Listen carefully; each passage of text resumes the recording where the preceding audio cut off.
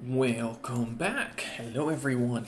It is a Saturday once more. I hope you're all doing fantastic this morning. We are back with the Zabrak in the Eridonian Empire. Last time we left off, we had just started sending a colony out to Ubertica. We had a few events pop off, and we started to kind of expand a little bit. Doing well. We kind of talked a little bit about the idea of what we want to do with the Empire and what our kind of mid-game goals will be. Don't know yet if we're gonna go and wipe out the Republic siding with the Sith, or maybe we'll join up with the marauding, why is the name suddenly escape? I don't write scripts for this. This is all just like ad-lib, but what was the name of them?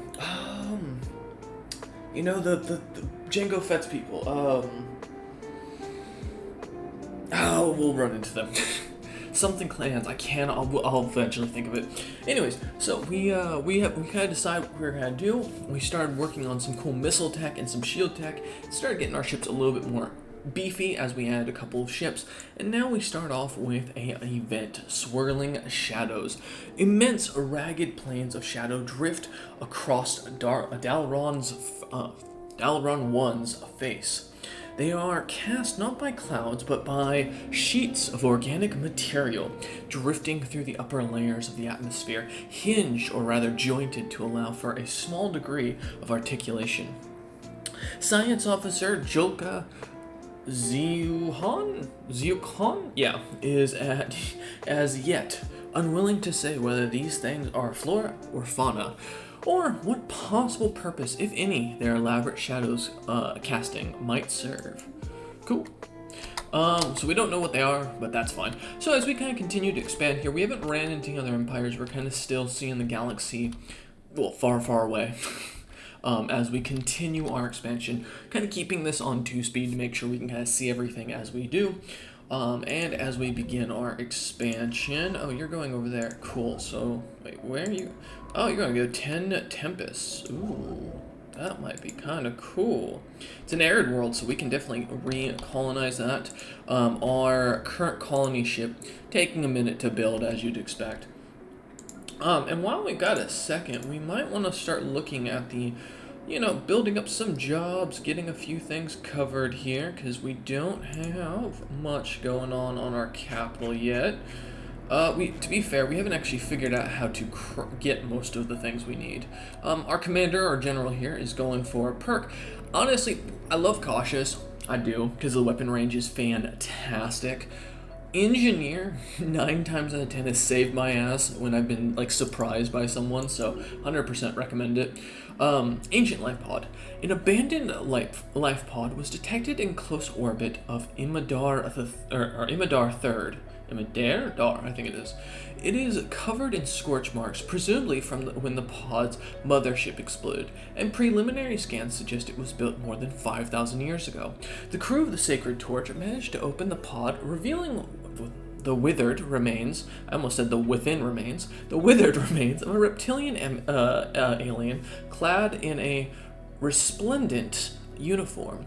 Clutched in one of its claws was a small picture of another individual from the same race, possibly a mate or revered leader. It could be the dudes who fight the Wookiees constantly. Beskar? No, I don't remember what they're called off the top of my head. We'll run into them later, but it could be one of them that we just found, which would be pretty far from home, because I'm pretty sure the Wookiees are over here-ish. So, I don't know. By the way, for all those who watch these videos, I'm curious, how many of you drink coffee like I do? I'm about 3 cups a day kind of guy. Little side question, I'm kind of curious. I'm old, but I drink it because of the fact that it kind of gets my creative juices kind of flowing, which sounds weird when you say it out loud. Anyways, comment cited. But yeah, let me know how much coffee you guys drink down below. I'm kind of curious if I'm the weird one, or if it's more of you should only be concerned when you start drinking energy drinks. A small celestial object with pronounced gaseous and particle tails was recently observed in Eridonia's system. Its passing was uneventful. Cool. Guys, we saw a comet. And we're getting our first colony off the ground and heading over, so fantastic. So we didn't build anything here. I was going to, and I think we should. Let's get a little bit more mining on our capital, because we're going to kind of need that, as we are probably going to want to start building some forges and see where that goes. I also need to check before we read this. Something I recommend, if you have never played this before, is go into your policies and edicts anytime you start. First off, keep expansionist until you're done, like, expanding, basically, because it's a nice little bonus. Oh, they don't have the type of warfare in here yet. I was going to go over that.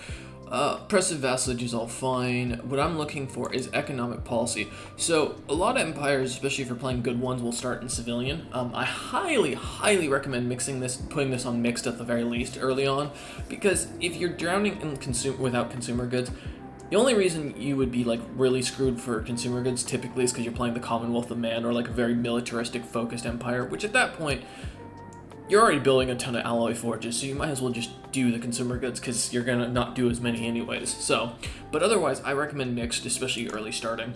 And then in here, we have something kind of interesting. So limited conscription is like the worst to be on. I'm actually gonna switch this to professional. We'll have like 50% less, but or capacity, but it'll be better because as you'll see, like our damage, our whole armor shields, our disengage chance are always a bit more higher, and I think that's definitely going to be a bit more useful.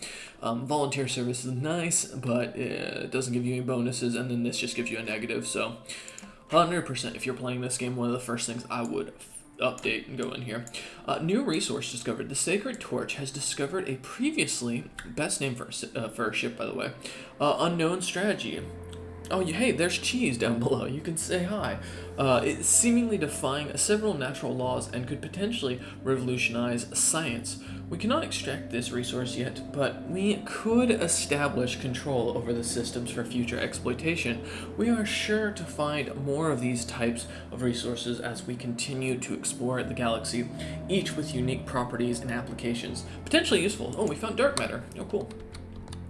That'll actually come in handy because then we can get hopefully a matter decompressor over there and get a ton of minerals, which would be very nice mid to late game.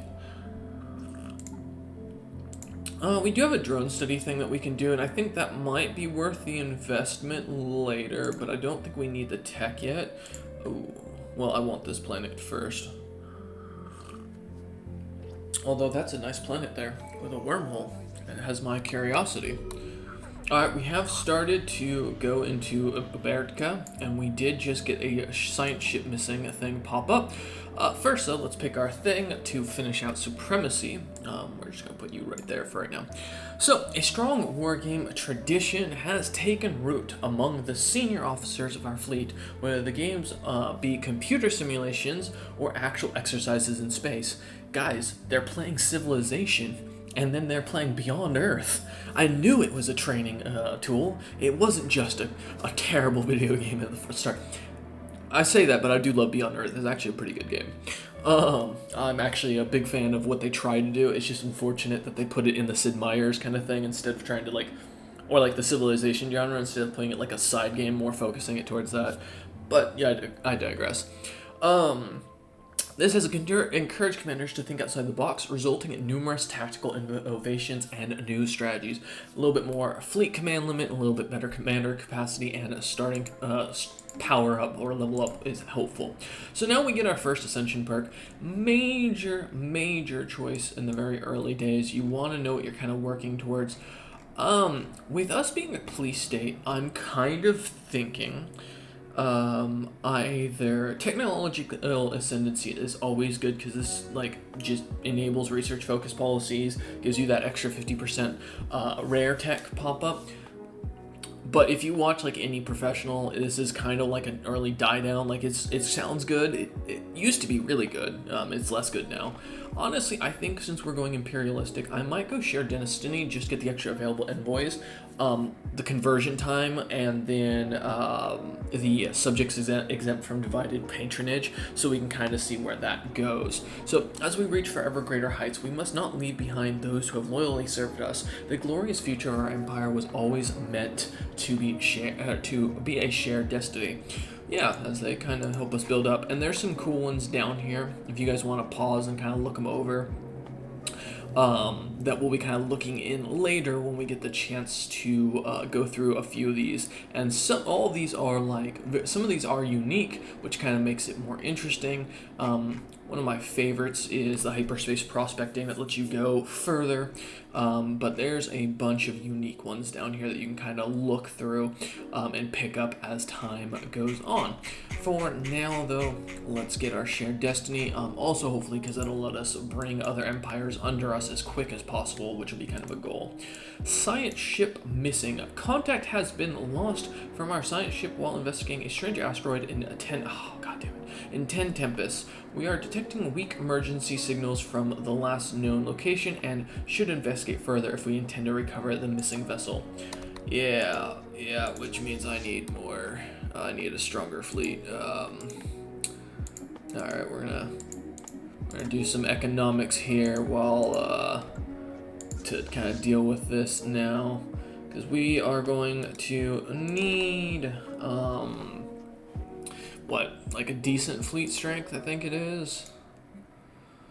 Yeah, we need 1,000 fleet power, so we're gonna kind of do a little bit of hard focus in here, and since we can't claim this territory, we're just gonna go over here and do it over there. Because I do want to claim the Abyss Ek just for the dark matter, and because once you get this in your territory, it's more likely to pop up as a technology, for those who didn't know that. Sadly, no Kyber crystals yet. I'm hoping we'll find some, because that would be really helpful. Well, it says rare crystals. You can see how they've kind of reflavored them up here, which I think is kind of cool. Excuse me, my coffee hour. Oh, it's so good. Alright. Principled, let's keep that kind of going. Charismatic would be nice for later. And spycraft, we're not really spying on anyone yet, so I think just keeping that stability is going to be a major boon as we get more of these heavy corvettes out. And hopefully we can get a little bit stronger. We also have a decent amount of minerals right now, so I think we're going to spend them investing into some more infrastructure on our capital planet. Cool. Let's get Roamer, because that'll be nice for the survey speed, always for that extra 20% movement. I highly recommend that, just because the quicker you find systems, the quicker you can take them as your own, which in the end is kind of the goal. Let's keep pumping out more of these fellas as fast as we can. And we're slowly going to be getting closer to getting this planet filled, and then we can start upping our food production, which is going to be a major late game focus or mid game focus as we try to pump out more population. Because I'll be doing basically, for those who aren't familiar, I don't know if we have access to it yet, but there's a policy that'll come up in here, or an edict that'll come up in here that lets you basically get like a 10% growth at the exchange for like 50% food loss or something like that, or 50% more food cost. So very helpful if you're trying to get all of your planets up to working and like moving as fast as possible. Alright, we're still building up our capital. We did just get the judicial system. Regional HoloNet would be fantastic. We could also get interstellar combat here for that extra fleet command limit, which we don't really need, given what we're kind of sitting at right now. So let's go with this, because the HoloNet specialist jobs will give us extra HoloNet bandwidth, and I think this just gives us like more amenities basically, and yeah, and reduces empire size for pops. So it's basically making it so your people are more connected like a radio, which I kind of like. I dig the idea of. I think HoloNet's supposed to be a major thing throughout the series, but I'm gonna be honest, I'm not as familiar when it comes to that focus of the Star Wars lore. God, we're making good materials now, so we can start building up Iridonia here. Let's go ahead and do that, and then I think the last one will go into the generator. We're going to build a forge and then an industry, and then we're going to get some science going here, so that way we can start kind of pushing through our tech as quick as possible.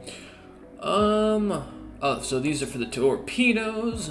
So just as before with the shields, you can enable everything. I kind of do, because I like the idea of being able to access all of the research as we go through, so we'll enable all of them as a tech, and then of course you can kind of look at each of these if you ever want to disable them in hyper focus.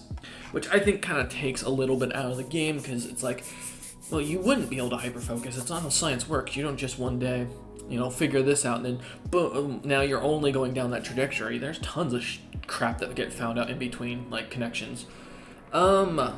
Which, speaking of which, we could go down the another missile track. I kind of want to get the Nebula Refinery because I want to make sure our mineral count goes as high as possible early on so we can continue to produce. So, but with that, thank you all for watching. As always, I appreciate your views. I appreciate if you guys enjoy the content, feel free to give it a like. If you're not enjoying the content, give it a dislike. If you want to let me know what's kind of what makes you want to like it, dislike it, let me know down in the comments. Or if you have a side goal we should try to achieve in the mod pack, let me know. Otherwise, thank you all, as always, and if you're new and want to see more content like this, feel free to subscribe, and if you're already subscribed, again, thank you very much. I appreciate that. Going to be trying to get as much recording done in September while doing my book, and getting job stuff done, so, well, getting a new job, as we're hoping to see these leads go somewhere. So hopefully this will kind of pad out. We're going to have, like, recordings basically going 4 to 5 days a week for the next 2 to 3 years is my goal before the end of the month. So we'll kind of see as you guys get a lot more of these series and get to see more of this mod pack and a couple other mods and series I'm kind of prepping in the background. So as always, again, thank you so much for your support, and thank you again for watching today. We will see you on the next one if I can find my mouse. Take care.